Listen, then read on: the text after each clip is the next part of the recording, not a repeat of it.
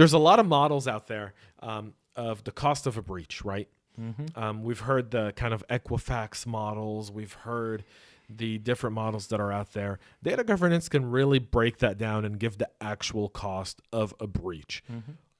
Are these numbers even anywhere near what we're hearing? Are numbers worse than they are and just being underestimated? Yeah, it's a slippery slope there with the numbers. I mean, I think one of the benefits in this day and age is companies need to publicly disclose cost of a breach. So, you can go to the Equifax, annual report or, quarterly report, and there'll be, a blurb and numbers around the cost associated with the breach. The challenge there is the insurance component. Right? I'm going to stop you real quick because we've seen it. We've seen it. We're doing our series of Beyond the Breach. And I've looked through about 5 or 6 companies' annual reports. They mask the real cost of it. Right? I mean, it's masked in so many different categories that it's very difficult. It is difficult sometimes to really evaluate yes. the cost. Yeah. So that's a good point. I mean, what's in the annual report, quarterly report, sometimes it's not completely clear as to what that number is associated with, right? Or it might be bucketed with other, financials. If their marketing spend went up by $55 million, right? No one they don't associates that with the breach. That's right. But your marketing spend just went up $55 million a year. Right. What's that for? I mean, there was a survey that was done in the healthcare industry on hospitals. And it was measuring the effects of a breach or a ransomware attack on a hospital. And the number was that most hospitals spend 82% more on marketing in the 18 months following a breach being exposed. And trying to regain the trust of their brand than a normal hospital who hasn't been breached. And I think that's a normal reaction to a breach at companies, right? It's you want to retain your current customer base. You want to let them know that everything's okay. We're working diligently to make things better, right? And regain that trust, right? So yeah, I think marketing spend is a great example of what can go up, and maybe that's not listed in an annual report as breach related. No, I mean there's just so much of that. But do you feel like, in your personal opinion, and we're not going to pin it on any one company, what do you feel like is the average cost for a medium-sized organization to deal with a breach? If you would pin a ballpark figure range, what would you say that is?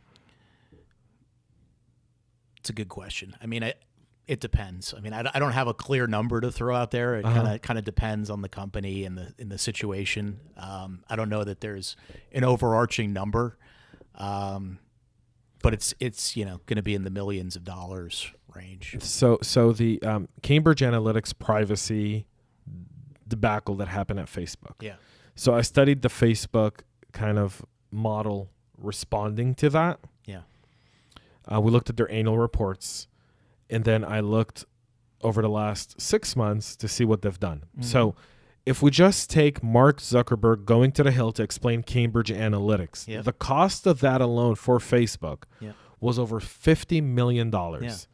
That's legal fees, that's preparation, that's depositions, that's the staff that had to work to get Zuckerberg ready. Z-Man, right? Yeah. I mean, that's just for him being subpoenaed to go testify in front of Congress and Senate. It was a big deal. On the in Hill. Front of the Senate, Right. Yeah. And you think of the ads that they so I've never seen a Facebook ad before in my life. Never seen it. Facebook doesn't need TV ads. Right. They had TV ads running, connecting people. Facebook connecting people, getting you that. I mean, they were paying millions and millions of dollars to do that. I mean, the Cambridge Analytics thing, just basically just looking at it from a... Again, they want to set their customer base at ease that, that was over $100 million for him, I think. Yeah. I mean, I don't have the hard number. Like I said, they mask it so well. I mean, they have a team that's in charge of masking it so shareholders don't panic. Yeah, and I think when companies report on a breach, I mean, there's an equation that they're kind of coming up with certain numbers, right? So if you think about number of records, right, or number of sensitive records, and there's a cost associated with that, right? And then they multiply that by how many records were were compromised, right? I don't think there's a perfect way to do this. Like I said, it's a little bit more of an art than a science. Yeah. Right now. Yeah. I feel like with time and as you study more and more and more, a different breach in a different financial institution or a healthcare facility or so forth. I mean, people take what you buy on the dark web and use that kind of as a tag of what it costs, right? Yeah. But I think that's what a hacker could possibly make off of it. Yeah. Well, I think too, in this day and age, consumers are becoming, more and more numb to a breach announcement, right? They're not reacting. They're not freaked out. It's become kind of the norm, right? But it's now more and more around. They want to know, when did you identify or detect kind of, the intrusion, and how long did it take you to remediate? Like in the Marriott example, it was a long time. I think that's when people get really, really freaked out, right? When it's like, well, why did it take you 6 months or a year to do anything? You know how long it took JP Morgan to figure out that they were breached in 2014? 2 years. Yeah. 2 years of someone just siphoning off data. Yep. And I think, that correlates again with governance, which can help kind of set those alerts, alarms, kind of identify something sooner. Right. The fact is they didn't know, right? There wasn't transparency, or they weren't proactively, they didn't have the right monitoring in place to identify something sooner, right? Correct. I mean, JP Morgan was spending $250 million a year on security in 2012, 13, and 14. Right. I mean, that's no small chunk of change. Yeah. That's more than, I think, 10 companies combined security budgets in most cases, and now they're spending around 500, almost 600 million a year on security. They have probably one of the best security programs out in the financial industry. Mm-hmm. But how does that play into the human aspect? How does data governance really address?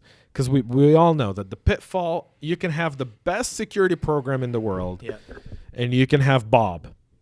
And we're going to call him Bob for the sake of... And Bob likes to click on an email that says, hey, I'm a Nigerian prince, and I will give you $10 million. We've all gotten that email. We've all gotten that email from the Nigerian prince. Yep.